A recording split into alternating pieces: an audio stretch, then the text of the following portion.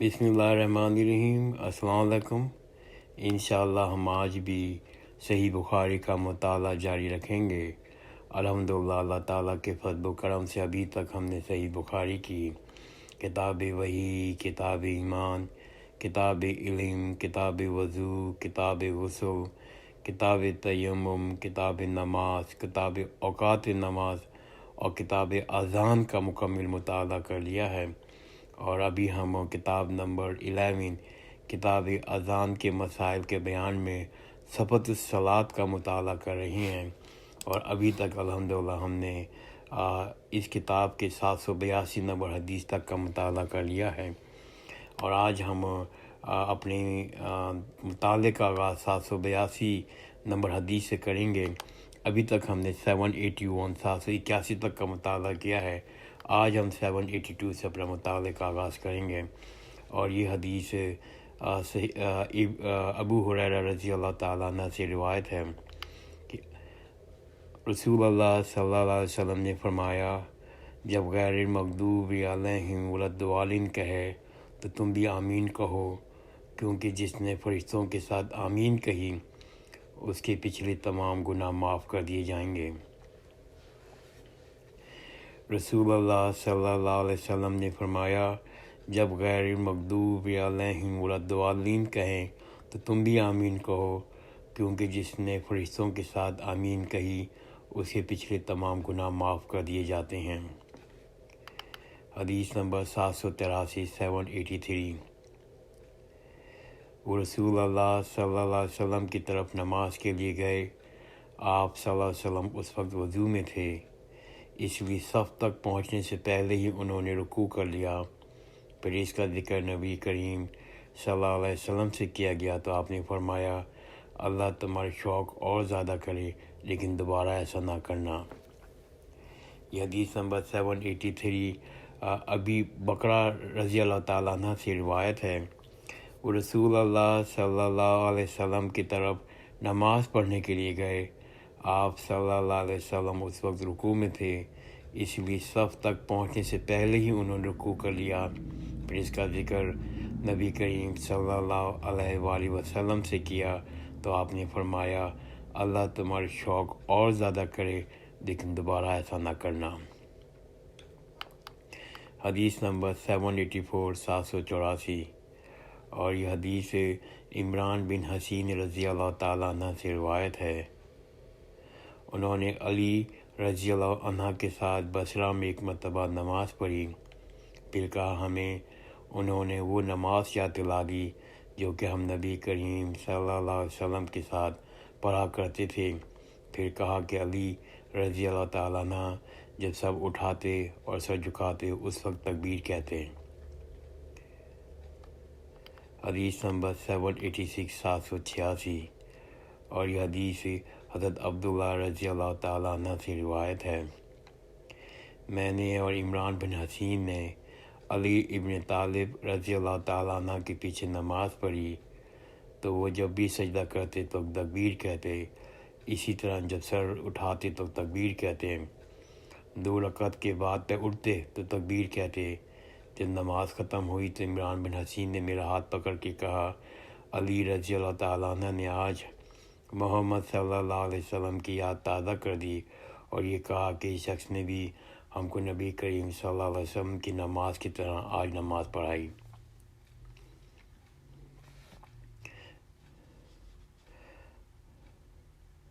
حدیث نمبر 779 یہ حدیث عبد الرحمن بن حارث رضی اللہ تعالیٰ عنہ سے روایت ہے، اور انہوں نے ابو ہریرہ رضی اللہ تعالیٰ عنہ سے سنی تھی۔ انہوں نے ابو ہریرہ رضی اللہ تعالیٰ عنہ سے سنا، انہوں نے بتایا کہ نبی کریم صلی اللہ علیہ وسلم جب نماز کے لیے کھڑے ہوتے تو تکبیر کہتے، جب رکوع کرتے تب بھی تکبیر کہتے، جب سر اٹھاتے تو سمیع اللہ لمن حمیدہ کہتے، اور کھڑے کھڑے ربنا لک الحمد کہتے، پھر جب دوبارہ سجدے کے لیے جھکتے تب تکبیر کہتے، سجدے سے سر اٹھاتے تب بھی تکبیر کہتے، اس طرح اپنی تمام نماز پوری کر لیتے۔ قعدۃ الاولیٰ سے اٹھنے پر بھی تکبیر کہتے۔ اس حدیث میں عبداللہ بن سالم نے لیش کے واسطے سے بجائے ربنا لک الحمد کے ربنا ولک الحمد نقل کیا ہے۔ ربنا لک الحمد یا کہے یا ربنا ولک الحمد کہے، دونوں طریقے درست ہیں۔ حدیث نمبر 790 790، اور یہ حدیث مصعب بن سعد رضی اللہ تعالیٰ عنہ سے روایت ہے۔ میں نے اپنے والد کے پہلو میں نماز پڑھی، اپنی دونوں ہتھیلیوں کو ملا کر ران کے درمیان رکھ لیا۔ اس پر میرے والد نے مجھے ٹوکا اور فرمایا، ہم بھی پہلے اسی طرح کرتے رہے تھے، لیکن بعد میں اسے روک دیا گیا اور حکم ہوا اپنے دونوں ہاتھوں کو گھٹنوں پہ رکھیں۔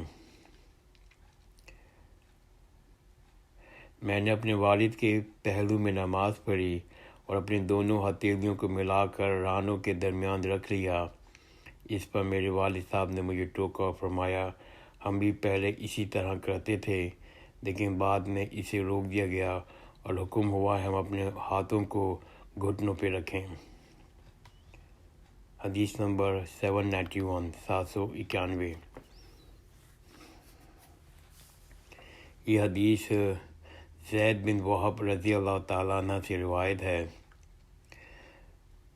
حذیفہ بن یمان رضی اللہ عنہ نے ایک شخص کو دیکھا کہ نہ رکوع پوری طرح کرتا ہے نہ سجدہ، اس لیے آپ نے اسے کہا، تم نے نماز ہی نہیں پڑھی، اگر تم مر گئے تو تمہاری موت اس بات پر نہیں ہوگی کہ جس پہ اللہ تعالیٰ نے محمد صلی اللہ علیہ وسلم کو پیدا کیا تھا۔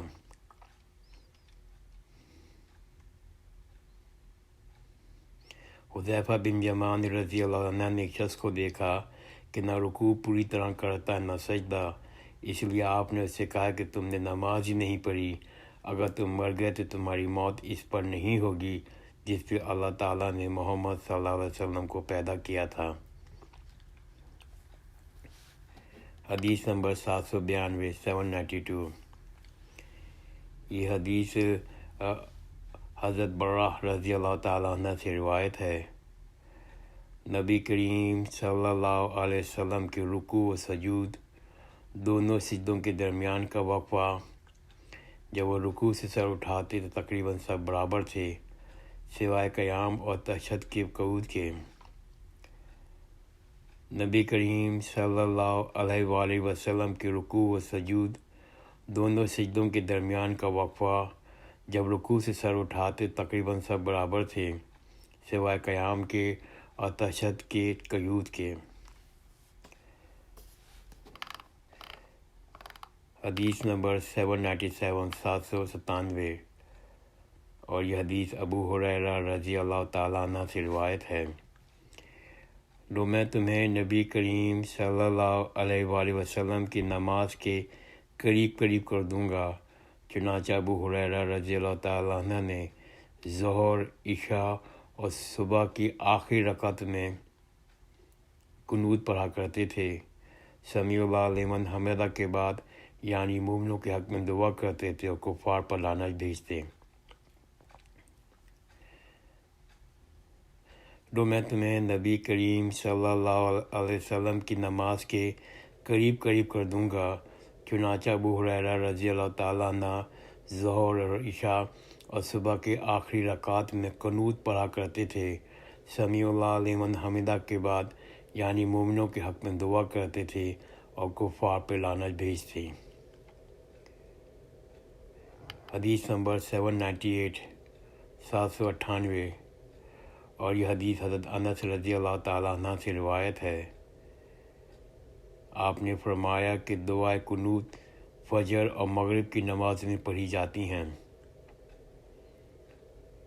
آپ نے فرمایا کہ دعائے قنوت فجر اور مغرب کی نمازوں میں پڑھی جاتی ہیں۔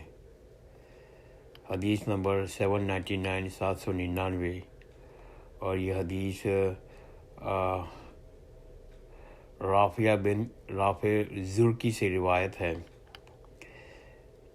ہم نبی کریم صلی اللہ علیہ وسلم کی ابتدا میں نماز پڑھ رہے تھے، جب آپ رکوع سے سر اٹھاتے تو سمیع اللہ لمن حمدہ کہتے۔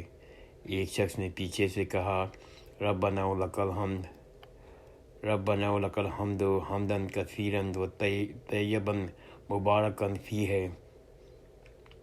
آپ صلی اللہ علیہ وسلم نے نماز سے فارغ ہو کر دریافت فرمایا، کس نے یہ کلمات کہے ہیں؟ اس شخص نے جواب دیا، میں نے۔ اس پہ آپ صلی اللہ علیہ وسلم نے فرمایا، میں نے 30 سے زیادہ فرشتوں کو دیکھا کہ ان کلمات کو لکھنے میں وہ ایک دوسرے پر سبقت دے جانے چاہتے تھے۔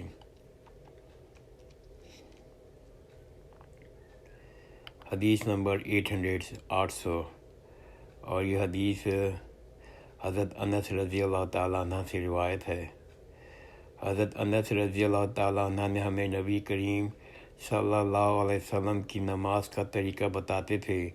چنانچہ آپ صلی اللہ علیہ وسلم نماز پڑھتے اور جب سر رکوع سے اٹھاتے تو اتنی دیر تک کھڑے رہتے، ہم سوچنے لگتے تھے کہ آپ صلی اللہ علیہ وسلم بھول تو نہیں گئے۔ حضرت انس رضی اللہ تعالیٰ عنہ ہمیں نبی کریم صلی اللہ علیہ وسلم کی نماز کا طریقہ بتاتے تھے۔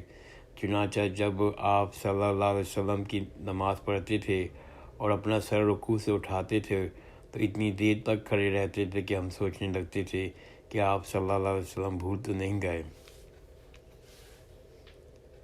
حدیث نمبر 801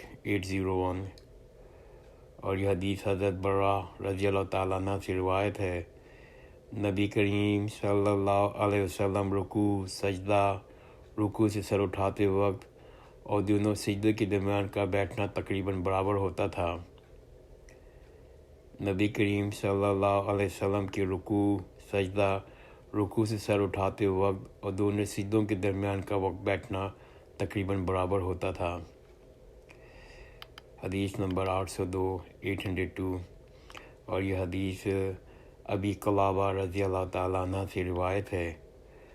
مالک بن حویرث رضی اللہ تعالیٰ عنہ ہمیں نماز پڑھ کر دکھلاتے تھے کہ نبی کریم صلی اللہ علیہ وسلم کس طرح نماز پڑھتے تھے۔ یہ نماز کا وقت نہیں تھا، چنانچہ آپ ایک مرتبہ کھڑے ہوئے اور پوری طرح کھڑے رہے، پھر جب رکوع کیا پوری طمانینت کے ساتھ سر اٹھایا، تب بھی تھوڑی دیر سیدھے کھڑے رہے۔ ابو قلابہ نے بیان کیا، مالک رضی اللہ تعالیٰ عنہ نے ہمارے اس شیخ ابو زید کی طرح نماز پڑھائی۔ ابو زید جب دوسرے سجدے سے سر اٹھاتے تھے تو پہلی اچھی طرح بیٹھ لیتے تھے، پھر کھڑے ہوتے تھے۔ مالک بن ابی حویرث رضی اللہ تعالیٰ عنہ نے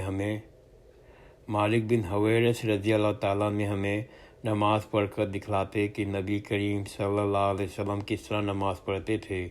وہ نماز کا وقت نہیں تھا، چنانچہ آپ ایک مرتبہ کھڑے ہوئے، پوری طرح کھڑے رہے، پھر رکوع کیا، پوری طمانینت کے ساتھ سر اٹھایا، تب بھی تھوڑی دیر کھڑے رہے۔ ابو قلابہ نے بیان کیا، مالک رضی اللہ تعالیٰ عنہ نے ہمارے شیخ ابو زید کی طرح نماز پڑھائی۔ ابو زید جب دوسرے سجدے سے سر اٹھاتے تھے تو پہلے اچھی طرح بیٹھ لیتے، پھر کھڑے ہوتے۔ الحمدللہ ہم نے آج 802 نمبر حدیث تک کا مطالعہ کر لیا ہے۔ انشاءاللہ آئندہ کی نشست میں ہم 803 سے اپنا مطالعہ شروع کریں گے۔ جزاک اللہ خیر، خدا حافظ۔